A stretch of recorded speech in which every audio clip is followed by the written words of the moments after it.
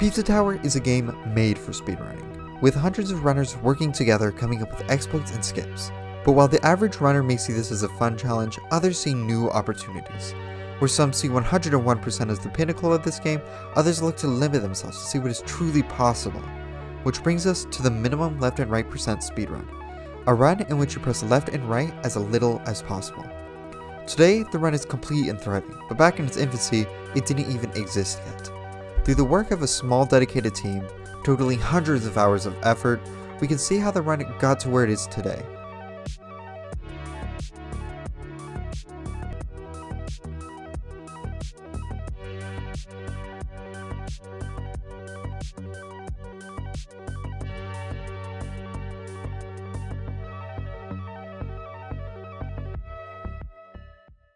Now the story begins with the remarkably attractive and intelligent creator, Banks, who released a video attempting to figure out how many left and right presses it takes to beat Pizza Tower. In the end, it was 76, or rather 78 as he miscounted the total. After uploading the video, he issued a challenge: make this number lower. He gave a list of every level in Pizza Tower and showed every left and right press it took to beat it. He said, for every left or right press you manage to remove off this list, I will give you $20. Now this is the first challenge Banks has ever issued, but it's going to be far from the last. If you think maybe you'll have a chance to win one of these in the future, why don't you stay subscribed? Keep an eye out. No, it wasn't long before the first entry into the competition made itself clear. Less than an hour after the challenge went live, Viv managed to optimize their level Pizzascape by using the popular speedrun strategy of cancelling the knight transformation by ground pounding. You see, as a knight, Peppino will gain momentum after going down slopes. The only way to stop this is hitting a wall, or, as Viv discovered with his strategy, ground pounding on the slope, causing you to immediately switch directions. Doing this means you don't have to press left after hitting this wall to get your momentum back, which means, obviously, we're saving a left press here. Now 5 hours after this, a new runner, Philippine Joe, cut down another press by holding left against the wall after passing Pillar John. An important rule to remember in the original video was as long as you were holding down the left or right button, it wouldn't count as an additional left and right press. So by simply pressing the left press required here and continuing to press it after you kill Pillar John, he was able to remove another left press. Now Philip and Joe wasn't alone here. They had their friend Skip the Gamer helping them out.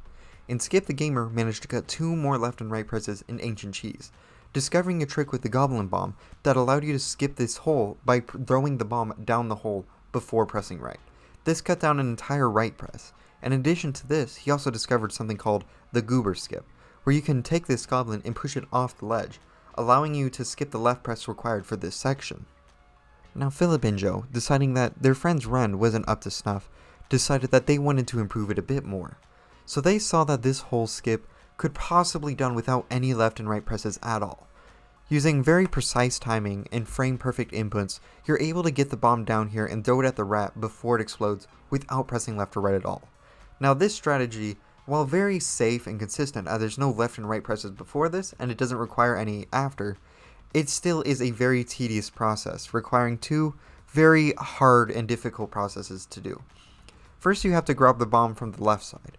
This involves having to jump on the wall and down without jumping over the bomb, which is quite difficult considering the bomb is very close to the wall to begin with. And in addition to that, he's also able to throw the bomb into the hole, go after it, and dive without hitting the other wall and into the hole.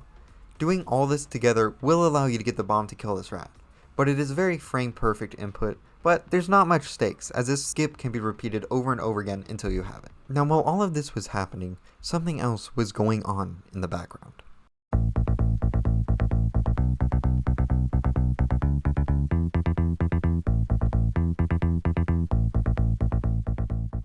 You might be thinking, what happened here? And that answer comes from Timtanian707, who managed to remove a total of 5 left or right presses. Through simple understanding of the mechanics, he managed to cut down every single press, with the exception of 3 presses during this section of the level, and shows the first example of damage boosting, which becomes prevalent through the run. Now remember, this all took place during one day, May 11th, and while this day came to an end, this story is far from over. The following day, a major re-rail was discovered by Viv. You see, in Pizza Tower, money is required to move on to the next world, with each level allowing 5 top-ins which give $10 each. Towards the end of the original run, many top-ins were skipped as they weren't necessary. However, Viv decided to take a look at them. Now using this strategy, Viv managed to remove 5 presses in total, by obtaining the extra toppings in Fast Food Saloon, allowing runners to skip Taxi 4 and 5 in Pig City, which manages to remove the 5 left or right presses. Now while these 2 major skips were discovered, the story starts to slow down a bit, as we sort of come to a climax of what is possible in this game. Now every left and right press required is going to be slowly cut down through complex text and movement.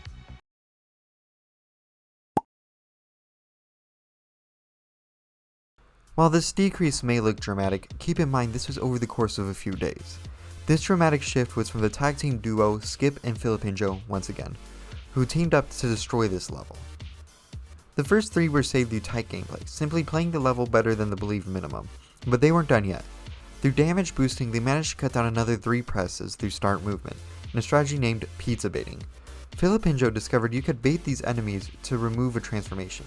You see, the detection hitbox is slightly larger than the actual hitbox, allowing Pepino to pass without getting the transformation, allowing the further reduction of left and right presses. The only presses that remained in this level was a small climbing area which required 3 left and right presses to continue, and a top end which... So first off, it was like, well, what was it, like 13 at the beginning? Yeah, 13. And me and Philip both saw that and were like, that can't be right? Now Skip comes back to the challenge, this time heading to Gnome Forest, where he discovers a trick involving small gaps. You see, in the original run, Banks pressed left and right every time a small gap appeared as Gustavo on brick.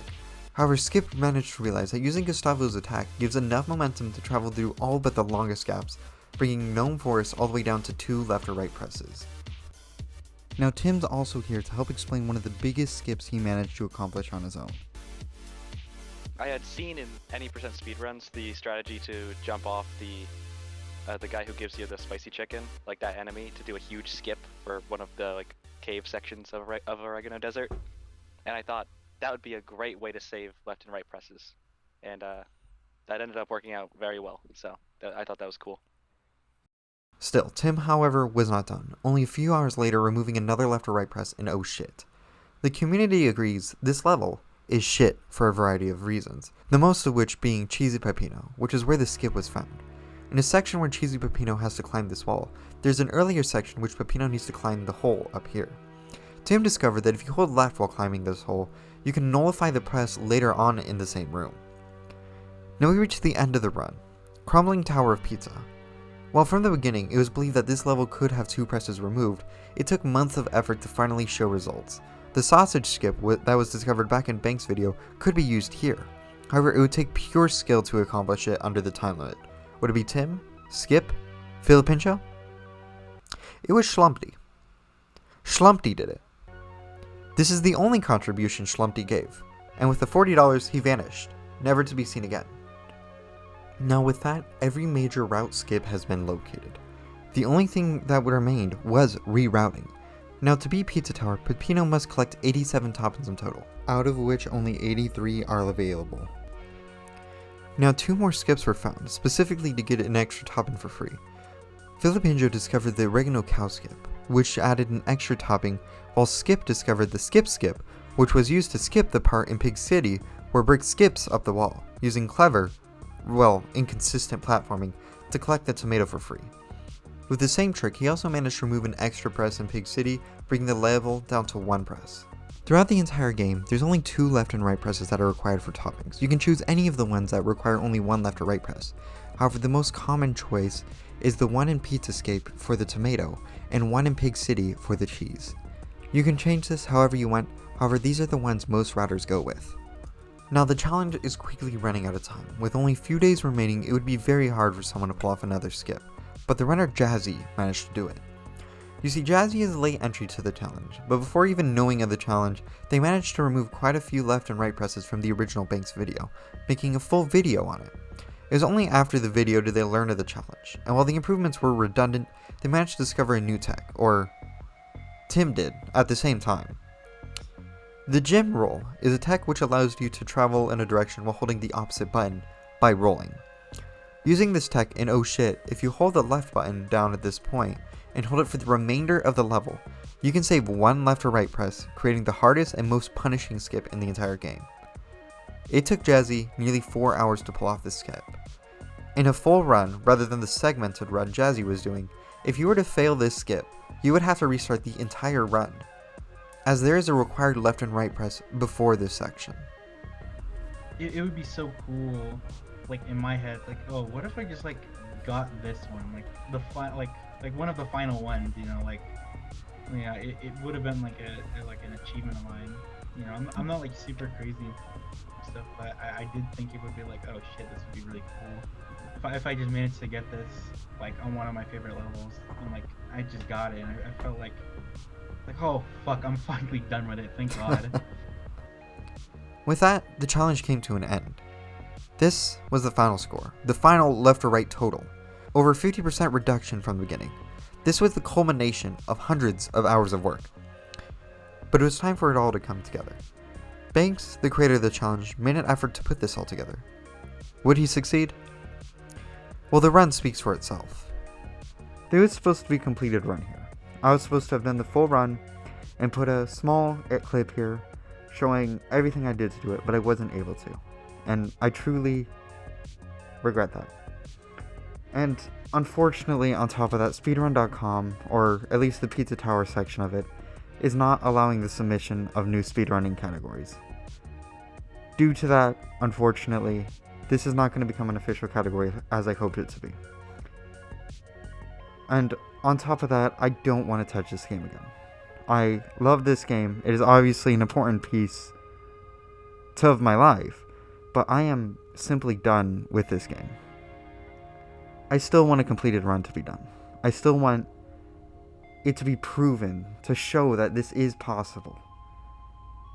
If you're able to do a completed run, a full run, send it to the email in the description, and I will send you $50. It's not a lot.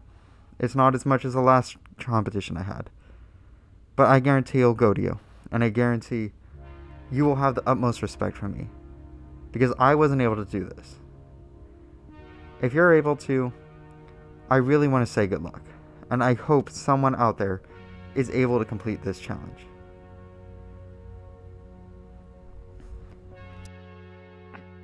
Yeah, so I have a YouTube channel, Timtanium707. But I do have a YouTube channel, and it's called Jazz Style. I'm probably gonna change it later on, but as of whenever you put this video out, whatever, my YouTube channel is called Jazz Style, JAZZSTYLE.